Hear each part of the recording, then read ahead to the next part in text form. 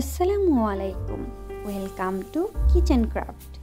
আজ আমি তৈরি করব হোমমেড কনডেন্স মিল্ক। যে কোনো প্রকার মিষ্টি ডেজার্টে কনডেন্স মিল্ক ব্যবহার করা হয়ে থাকে। ছোটরা কনডেন্স মিল্ক খেতে খুবই পছন্দ করে, আর চাইলে ঝটপট ঘরেই তৈরি করে নিতে পারেন দোকানের মতো কনডেন্স মিল্ক। আশা করি আপনাদের ভালো লাগবে, আর আমার রেসিপি ভালো লাগলে অবশ্যই লাইক, কমেন্ট এবং শেয়ার করতে ভুলবেন না।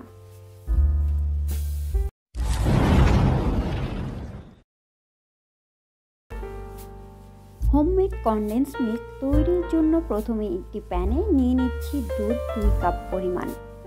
এখানে অবশ্যই ফুল ফ্যাটযুক্ত দুধ ব্যবহার করবেন। অ্যাড করছি চিনি 1 কাপ পরিমাণ। এখন চুলার ফ্লেম অন করছি। অল্প আঁচে জাল করতে হবে, অনবরত নাড়তে হবে, না হয় তলায় লেগে যাবে আর দুধে সর তৈরি হয়ে যাবে। তখন কোনোভাবেই কনডেন্স মিল্ক তৈরি করা যাবে না।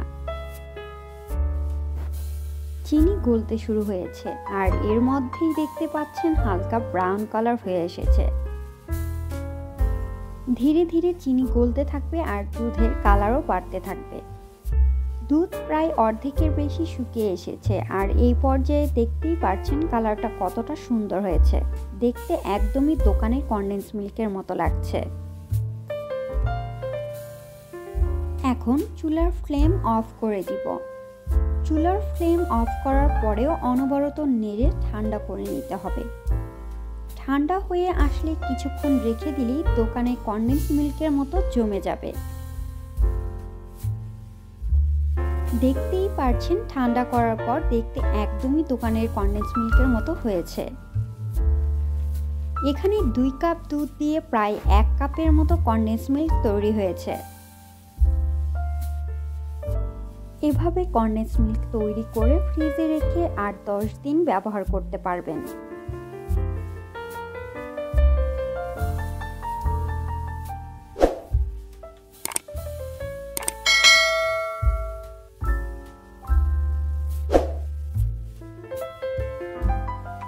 চাইলে যে কোনো সময় ঝটপট ঘরে তৈরি করে রাখতে পারেন কনডেন্স মিল্ক।